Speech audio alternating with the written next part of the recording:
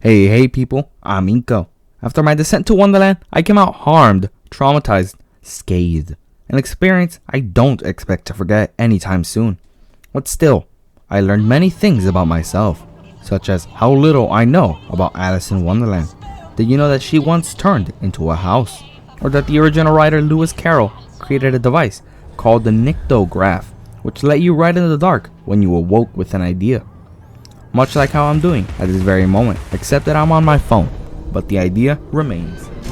But after playing and very much loving American McGee's Alice, I decided to delve even further into the series and play its sequel, one that I actually know about due to the funny beard man PewDiePie. So today, we put on our dirtiest and most tattered rags, scale our life expectancy back to 35 years, legalize child labor because it's cheap and efficient and no one cries over an orphan anyways, and we make the air so toxic to breathe it would be like smoking 50 cigarettes, as we return to industrial England in Alice Madness Returns. The first thing you might notice is how much the technology has improved in the 11-year gap between Alice and Madness Returns. Alice is cute now. Very, very cute. Look how adorable she looks. Not her normal version. There she just looks diseased. That's kind of a running theme in this game. Whoever made the NPCs knew how to draw the most repulsive people on the planet, which is fitting considering the setting is overworked and grimy England. Now we have big city streets with people standing around doing nothing, and impressive skyboxes. We're now running on Unreal Engine 3, and that's how the game feels, like an Unreal Engine game. I don't really know how to describe it, but you get the feel. Weird semi-realistic walking, smooth but floaty controls, the desaturated murky gray that was present in like 80% of all PS3 360 games. What is the story of this game, you may ask? Well, ask no more, because I'll give you a brief summary. It's been a year since the events of the first game, and Alice is technically sane but a homeless orphan. So much for the previous game's happy ending. But one of her old nurses recommends her to a psychiatrist, Dr. Angus Bumby, to give her a job and a room. Because you see, in Victorian England, women had two prosperous career paths, becoming a housewife or a prostitute. Alice ends up living in an orphanage and takes care of other orphans and doing chores. The thing is, Alice, despite having regained her sanity and being able to take care of herself, is still very much stricken with grief and guilt. She's haunted by the fire and has developed schizophrenia-like symptoms while also suffering from PTSD. This ultimately manifests again one day when she's chasing a cat and gets ambushed by some Jabberwockies.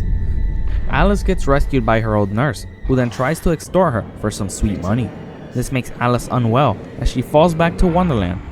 Alice discovers that the world has now been corrupted, this time by a mysterious cathedral-like train that causes destruction wherever it goes. There's a bigger focus on narrative this time around. It's not as simple as Alice was. For starters, going back and forth between Wonderland and the real world puts Alice's sanity more into question. The levels mirror the real world. A nasty nautical themed bar takes us to an underwater sea version of said place. Or seeing the Japanese items in Radcliffe's office takes us to a miniature Japanese location with Sumie-inspired paintings, where you fight samurai wasps and jump on mahjong tiles. You can also find Alice's memories, which shed light on the big mystery, i.e. what happened in the fire. While there's an explanation of sorts, these memories expound not only on said accident, but rather on Alice and her family and everything that happened afterwards. Considering the story, it's fine. I wasn't terribly engaged with it, but it's better to have more context to why you're in Wonderland this time around. Though everyone seems to be more expressive than Alice, which is weird since she is the main character and never shows any emotion, unless screaming counts as an emotion. But seriously, she never displays any emotion other than straight-faced stoicism. The same was the case with the first game, but that game wasn't exactly tight on its own story. It's different here.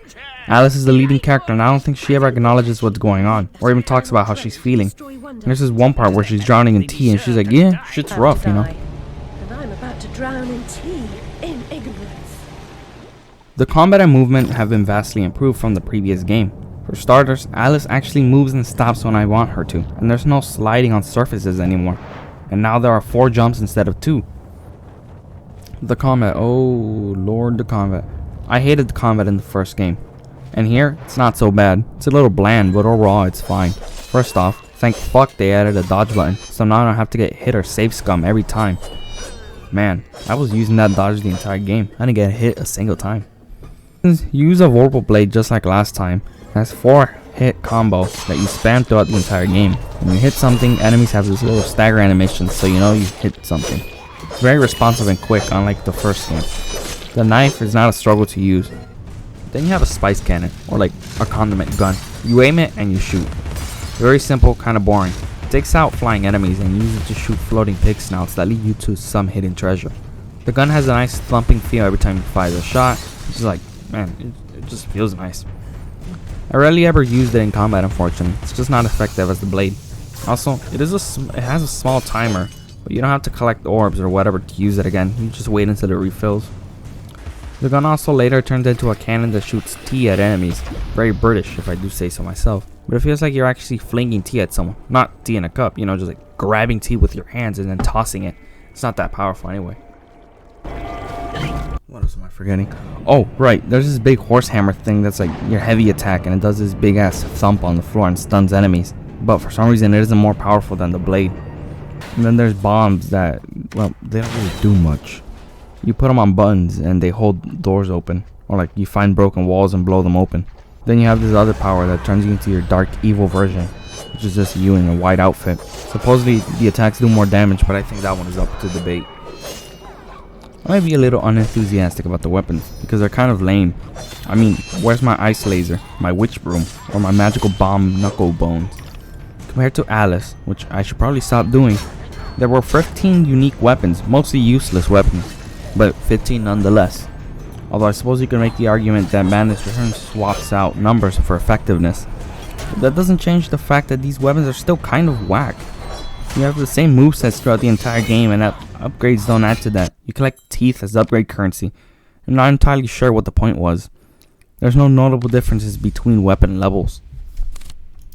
The game is split into 6 chapters, each chapter flipping between real world and Wonderland counterpart of said location. So you start off at a regular Wonderland and make your way to the Activision offices, and so on. And they're fine. There's a lot about this video game that's just fine. The level art direction, however, is very fucking exceptional. That feeling of dread and anguish and horniness is gone and replaced with some truly incredible sights. The Oriental Level probably being my favorite. I mean, it's stylish, and Alice's outfit is this cute. I mean, just look at her, man. She's adorable. Levels are a lot linear here, so there's less chance of you getting lost, which in a way kills the exploration of the game. Hidden items aren't cleverly hidden. They tend to be on a different route off an obvious path. Puzzles seem to be repeated as you do the same tile break for like 4 times, and other collectibles are basically find thing and shoot at it. They had something going with the ability to turn yourself small at any time you want, which is okay. Its main purpose is to go into tiny doors or see invisible floors. Fortunately, these invisible floors do add more to the already limited exploration, as you need to deliberately go out and find them. One thing I pointed out about OG Alice was how the levels felt seamless, as if Alice was just trying to claw her way out any way she could. Here, it's not like that. Most of it is just Unreal Engine 3 branded floating platforms that you jump to, all lined up neatly for you to traverse without getting lost. All of which tend to go on for so long. And it's always the same shit. Jump on the moving platforms and solve the linear jumping puzzles. I really lost interest in the environment quickly. It wasn't until the aforementioned Oriental Level that I woke up from my boredom-induced coma. But just like the other levels, it went on for way too long and my boredom reaction came back. Then there's the enemies and the tone of the game. While the tone is still consistent and oppressive, the enemies do not add to that. For starters, you fight the same goo babies over and over again.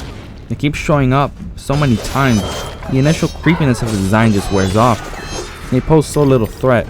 It wasn't until the 3rd level where they finally introduced some new enemies, but then it devolves into more fighting goo babies. There's no boss fights either, except for the last one, which, in all fairness, it's pretty unnerving. But seriously, there's no boss fights. There's always a build up to one, as we're gonna fight them at the end of the level. And then, as soon as they get ready to fight, they just stop. Best example being how they build up this big robot, and as soon as we're about to fight it, it breaks conveniently and the level ends. Oh no! Alice leaves me conflicted. Both games very good, but also dragging along several problems that made me dislike the games. And now I hear there's a third game called Alice Asylum now in development. It makes me wonder to see if it'll be a combination of both games' good traits or carry along similar errors. To put it bluntly, Madness Returns is unique, yes. It boasts some of the strangest visuals I've seen, which makes it stand out amongst the crowd. But ultimately, its gameplay and level design make this game far from enjoyable. It is a very weird game, which is rare for big releases, specifically something published by EA. But maybe that's enough. Every aspect of the game appears to have been handmade by the vision of a single artist, the kind of creativity that would only be given to indie developers or a very lucky person. So perhaps we should hold on to that weirdness and enjoy it.